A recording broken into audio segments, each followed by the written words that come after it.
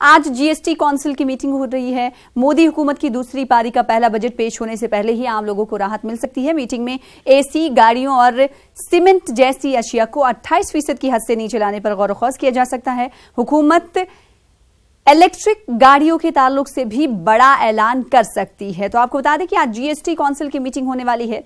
मोदी हुकूमत की दूसरी पारी का पहला बजट पेश होने से पहले आज जीएसटी की मीटिंग होने वाली है और आम लोगों को राहत मिल सकती है, बड़ी राहत हो सकती है। कहा जा रहा है कि मीटिंग में एसी, गाड़ियों, सीमेंट जैसी अशिया को 28% की हद से नीचे लाने पर गौर व किया जा सकता है। हुकूमत इलेक्ट्रिक गाड़ियों के ताल्लुक से भी बड़ा ऐलान कर सकती है। अब देखना यह होगा कि जीएसटी की मीटिंग के इनेकाद के बाद हुकूमत आम लोगों को क्या कुछ राहत देने वाली है। अनिल हमारे साथ मजीद अपडेट के साथ जुड़ चुके हैं, इस हवाले से बातचीत करेंगे। अनिल, वजीर आजम नरेंद्र मोदी की सरकार से बजट पेश करने से पहले हम देख रहे हैं कि आज जीएसटी काउंसिल की मीटिंग होने वाली है और कहा यह जा रहा है कि बड़े ऐलान हो सकते हैं और राहत दी जा सकती है आवाम को। क्या कुछ राहतें हो सकती हैं जिसका जिक्र हमने किया, इसके अलावा क्या कुछ चीजें हैं? जी, मैं आपको बताना चाहूंगा कि जीएसटी काउंसिल की आज बैठक है, कई मायनों में ये अहम है।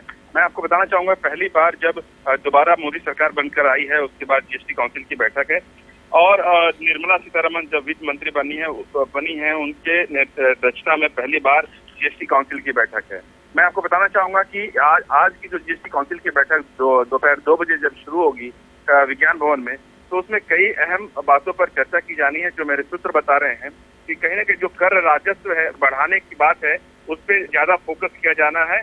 साथ ही साथ जो कर चोरी हो रही है कई रास्ते से, उसको रोके जाने की कवायद होगी। खासकर हमने देखा था कि जब मई में जो हुआ था जीएसटी करेक्शन, वो 1,02,289 करोड़ रुपए हुए थे, जो हालांकि ये ज्यादा है। 1 लाख करोड़ रुपए सरकार ने लक्ष्य रखा था कि 12 लाख करोड़ रुपए सालाना होना चाहिए, तो उस लिहाज से तो बेटर है।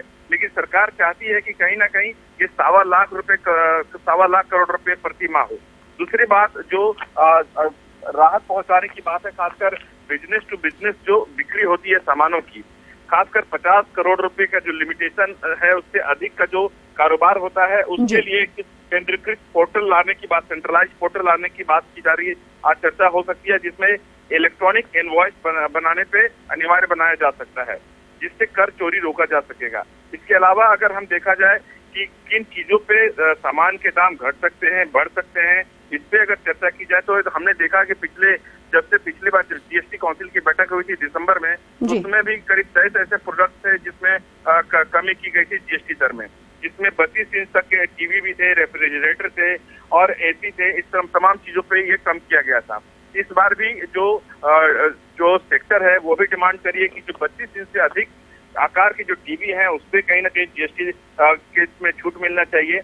इसके अलावा जो ऑटोमोबाइल सेक्टर है, जो पिछले काफी महीनों पे स्ट्रेस में चल रहा है, उनकी बिक्री काफी स्लो होती जा रही है, उनकी भी मांग है कि जो 28% में है जो वाहनों का उपकरण जीएसटी लगता है, जिसमें 28% उसमें कमी करने की मांग ऑटोमोबाइल सेक्टर के तरफ से की जा रही है।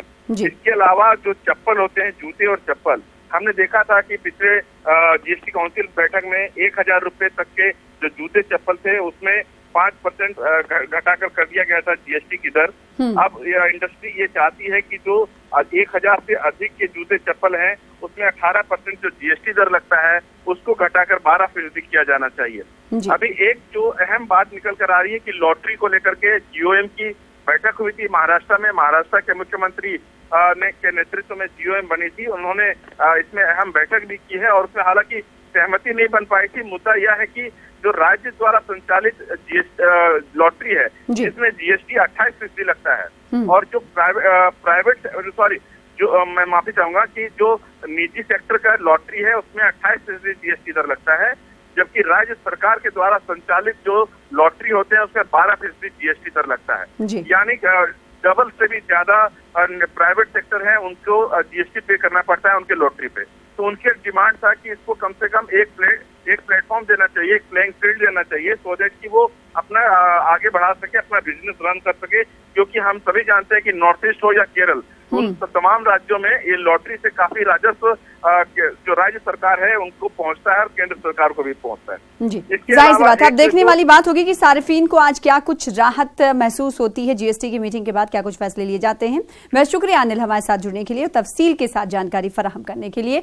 तेलंगाना हुकूमत के खुसूसी कालेश्वरम प्रोजेक्ट का आज इफ्तिताह होगा। ये प्रोजेक्ट जिला जयशंकर भोपालपल्ली के महादेवपुर में कायम किया गया है। इफ्तिताही तकरीब में महाराष्ट्र और आंध्र प्रदेश के वज़ीर आला के अलावा महाराष्ट्र के गवर्नर विद्यासागर राव भी शिरकत करने वाले हैं। इस प्रोजेक्ट को तेलंगाना हुकूमत लाइफ लाइन करार दे रही है, जिसे रिकॉर्ड वक्त में तामीर किया गया है। इस प्रोजेक्ट पर 81,000 करोड़ रुपए की लागत आई है। इस प्रोजेक्ट के जरिए 45 लाख एकड़ अराजी को सैराब किया जा सकेगा।